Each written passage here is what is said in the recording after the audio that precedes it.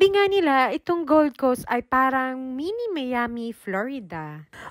Hola amiga! Welcome back to my vlog. Ngayon ay nandito tayo sa Surfers Paradise Gold Coast dahil imimit natin yung friend natin na bumisita dito. So papunta kami dun sa kakainan namin, Filipino restaurant siya, pero ang aga namin, naglalakad-lakad muna kami dito. So eto yung itsura ng Surfers Paradise Gold Coast. Isa siya sa tourist spot dito sa Queensland. So ayan, napakaganda ng lugar at napakaraming mapupuntahan. Marami ring tao ngayon kahit back to school na yung mga estudyante dahil nga summer dito sa Australia. Sobrang init. So yung mga tao nandito talaga sa beach.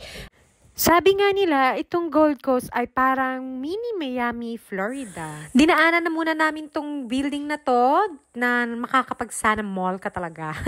So, nandito lahat ng Asian restaurant. Mamimili ka lang ng mga Korean, Japanese, Taiwanese, Vietnamese, at iba't iba pang nis.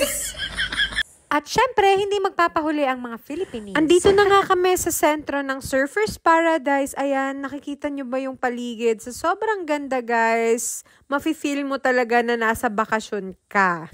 Kahit nga pabalik-balik na kami dito, yung feelings is mutual. Chares. Ayan nga, every time may mga bisita kami, dito talaga namin sila pinapasyal. Kasi sa sobrang ganda at napakaraming shop, maraming kainan, at kung ano-ano pa. Ayan. Dito sa Surfers Paradise, marami nga dito mga street performer. Ayan, may nagsa-circus. Umalis na nga kami dahil hindi ko naman trip manood ng mga ganyan. Kaya ayan, papunta tayo dun sa dulo. Alas 6 na nga ito ng gabi, guys. At hindi pa nga siya ganun kadilim. So, andito na nga tayo kung saan lahat nagpapapicture. May pangalang Surfers Paradise. Ayan. Dito sa Surfers Paradise, lahat ng mga bakasyonista ay naliligo talaga dito sa dagat na yan. Nakita nyo ba yan? Oops, si kuya may hawak na crocodile.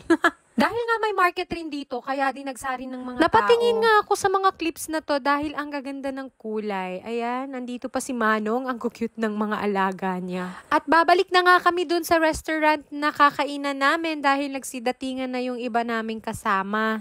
At nakapag-order na nga kami, nandito na yung mga pagkain. Gutom na gutom tayo, kaya humanda itong rice. Mapapadami talaga ang kain natin tonight. Siyempre, pagkatapos namin kumain, yung mga kids, ang hihilig kumanta. Kaya ayan, napa-stage at kumanta sila. Ang gaganda ng mga boses. At dito na nga rin magtatapos ang ating vlog. Thank you for watching. Bye!